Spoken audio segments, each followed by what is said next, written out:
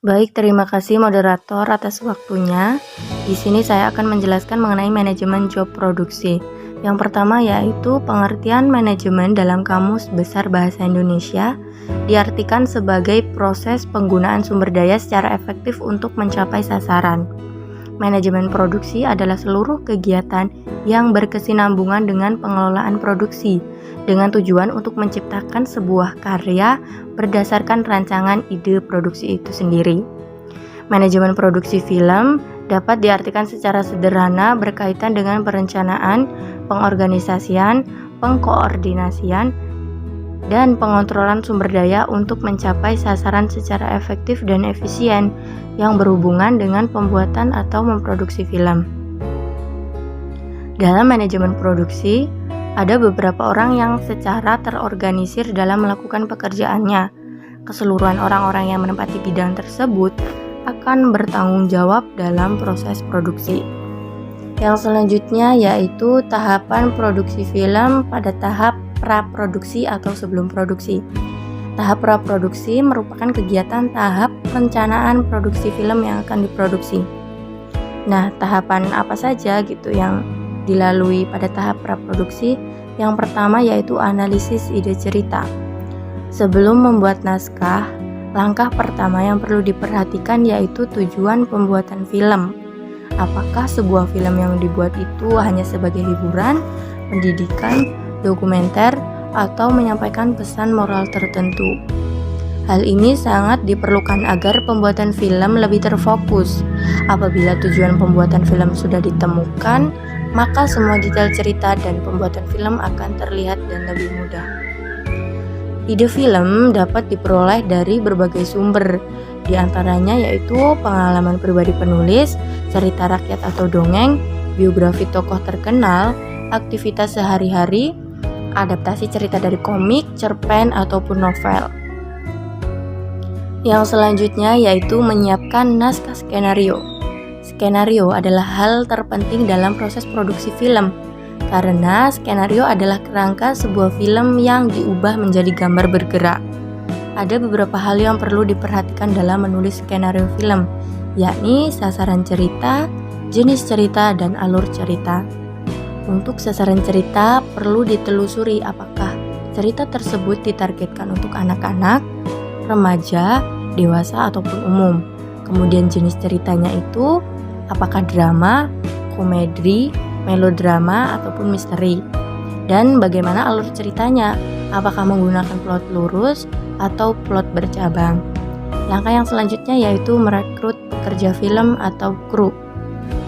Langkahnya yaitu yang pertama menyeleksi kru dari tiap departemen, yang kedua yaitu menentukan kru dari hasil showreel atau report produksi, yang ketiga yaitu menetapkan komposisi kru berdasarkan anggaran, yang keempat yaitu menyusun tim produksi. Demikian materi yang dapat saya sampaikan. Selanjutnya saya kembalikan kepada moderator. Selanjutnya yaitu adalah menyusun jadwal dan budgeting. Jadwal produksi disusun secara detail, kapan, siapa, biaya, dan peralatan apa saja yang dibutuhkan, serta batas waktunya. Jadwal pengambilan gambar juga, scene dan shot, keberapa yang harus diambil, kapan, dan di mana, serta siapa pemainnya. Nah, ini juga menyusun jadwal dan budgeting juga dilakukan sebelum produksi ya. Jadi di mananya, kemudian siapa-siapa saja, kemudian biaya dan peralatan apa saja yang dibutuhkan itu harus disiapkan sebelum produksi. Kemudian jadwal pengambilan gambar juga itu sudah harus siap sebelum produksi. Kemudian selanjutnya yaitu hunting lokasi. Nah, ini juga kadang kita belum ada bayangan gitu ya pas sebelum hunting lokasi itu. Jadi untuk menentukan nanti pengambilan gambarnya supaya untuk sesuai naskah itu harus melakukan hunting lokasi supaya diketahui dulu lokasinya seperti apa, ruangannya atau suasananya seperti apa, nanti baru supaya produksi bisa dilakukan dengan lancar. Kemudian juga menyiapkan kostum dan properti. Mencari pakaian yang akan dikenakan pemain beserta propertinya. Kostum bisa didapat dengan cara langsung mendatangkan desainer khusus ataupun cukup membeli atau menyewa, namun tetap disesuaikan dengan skenario. Selanjutnya yaitu menyiapkan kostum dan properti ya. Itu dilakukan juga sebelum produksi. Umpama dalam adegan itu sang tokoh memerankan peran-peran tertentu, nah nanti kostum dan properti itu disiapkan untuk mendukung peran tersebut. Nah, itu dilakukan praproduksi. Kemudian juga menyiapkan peralatan. Untuk mendapatkan hasil film atau video yang baik, maka diperlukan peralatan yang lengkap dan berkualitas. Peralatan yang diperlukan diantara clipboard. Clipboard ini yang biasanya kamera roll action itu yang ceklek gitu, clipboard. Lampu, proyektor, TV monitor, kabel roll, kamera tripod, clip-on dan lain-lain lah. Itu biasanya di bagian peralatan ya. Itu disiapkan juga sebelum produksi dimulai. Nah, selanjutnya casting pemain. Nah, ini juga memilih pemain berdasarkan kebutuhan skenario, dapat dipilih secara langsung ataupun mengadakan audisi. Biasanya casting pemain ini dilakukan pasti sebelum praproduksi ya, nggak mungkin dia dilakukan pas produksi atau pasca produksi. Gunanya untuk apa? Untuk mendapatkan karakter orang yang cocok dengan kebutuhan skenario.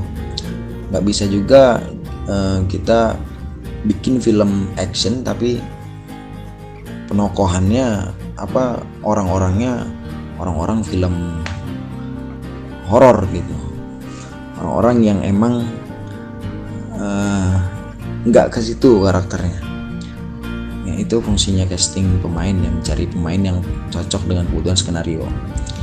Selanjutnya yaitu tahapan produksi film. Nah ini, jadi setelah semua perencanaan tadi yang saya sebutkan itu sudah matang, nah tiba saatnya untuk merealisasikan skenario yang telah dibuat. Proses produksi film merupakan tahap yang paling menentukan keberhasilan sebuah film. Proses produksi film sering juga disebut dengan syuting. Proses syuting dipimpin oleh seorang sutradara, orang yang paling bertanggung jawab dalam proses ini juga yaitu kameramen dan DOP yang mengatur warna, cahaya, dan merekam gambar. Pada tahap ini hampir seluruh kru mulai bekerja. Nah ini, setelah semua yang disebutkan tadi sudah siap, sudah matang, hal-hal yang bersifat praproduksi sudah matang, sudah siap. Nah barulah kita mulai ke merealisasikan skenario. Baru dibuatlah pengambilan visual gambar. Ini biasanya dipimpin oleh seorang sutradara. Nah, dan juga DOP ya, karena dua orang ini bertanggung jawab lah dalam kegiatan ini di tahapan produksi film ini.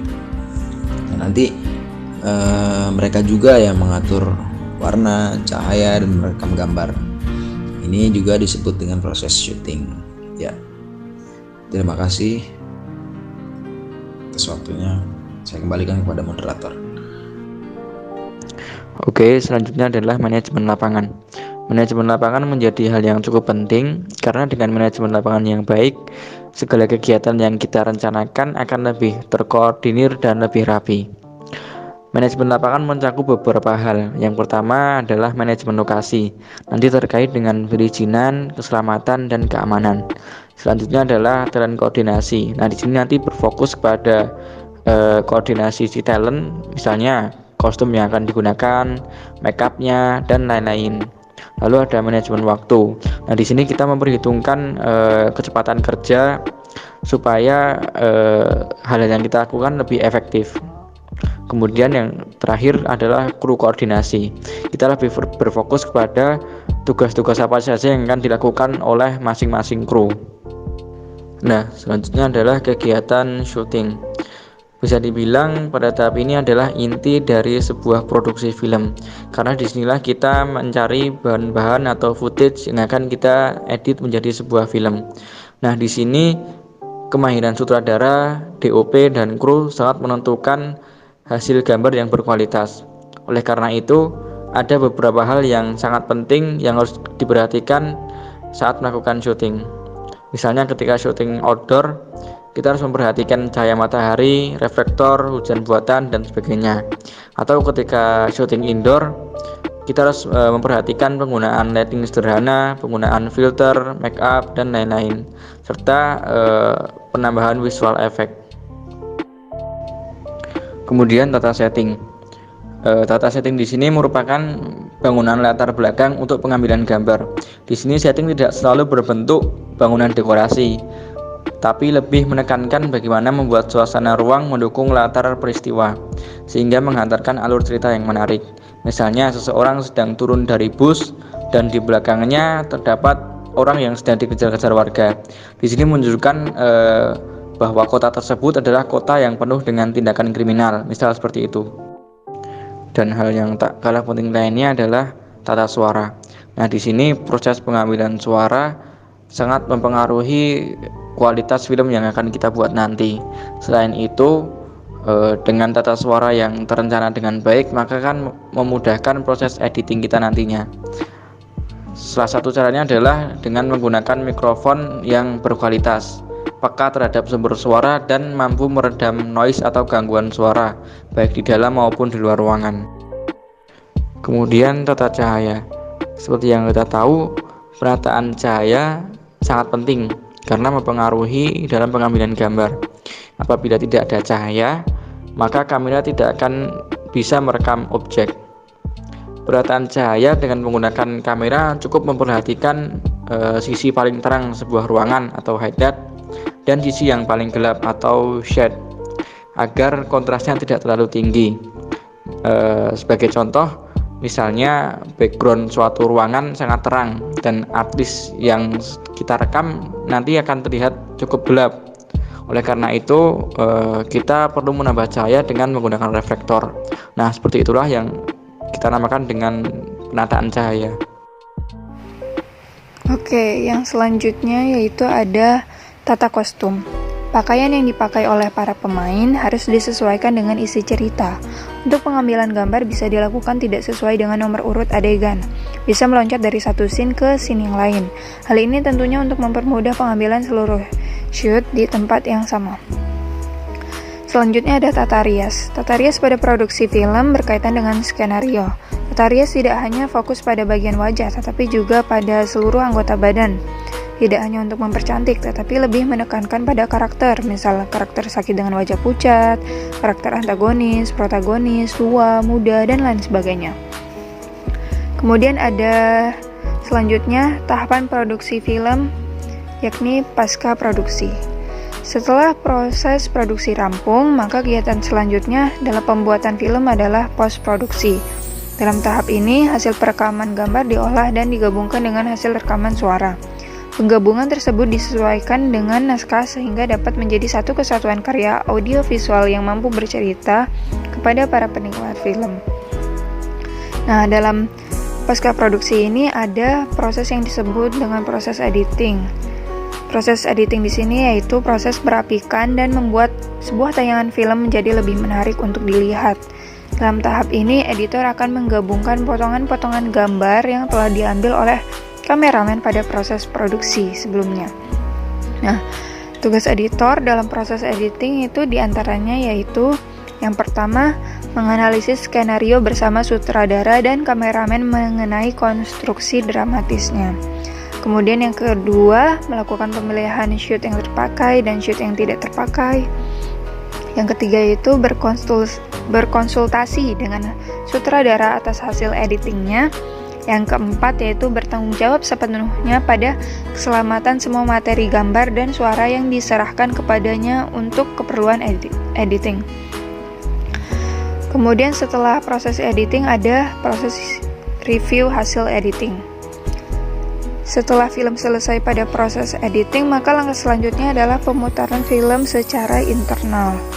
Nah, alat untuk pemutaran film dapat bermacam-macam, dapat menggunakan DVD atau VCD player dengan layar monitor ataupun dengan PC yang diproyeksikan dengan menggunakan LCD. Pemutaran internal berguna untuk mereview hasil editing. Pada tahap ini, apabila ada kekurangan atau penyimpangan dari skenario, maka akan diperbaiki. Review hasil editing sangat membantu tercapainya kesempurnaan sebuah film. Kemudian selanjutnya yaitu setelah review hasil editing ada presentasi dan evaluasi. Setelah pemutaran film secara internal selesai, maka film dievaluasi bersama dengan kalangan yang lebih luas. Kegiatan evaluasi ini melibatkan yang pertama yaitu ahli sinematografi. Ahli sinematografi di sini berperan untuk mengupas film dari unsur dramatikalnya. Yang kedua ada ahli produksi film untuk mengupas film dari segi teknik, pengambilan gambar, teknik lighting, dan lain sebagainya. Yang ketiga yaitu ada ahli editing film atau editor. Nah, editor di sini berperan untuk mengupas dari segi teknik editingnya. Kemudian yang keempat itu ada penonton. Penonton di sini berperan biasanya lebih kritis daripada para ahli pekerja film. Hal ini karena mereka mengupas dari sudut pandang seorang pemain film yang mungkin masih awam dalam proses pembuatan film. Nah, sekian presentasi dari kelompok kami. Assalamualaikum warahmatullahi wabarakatuh.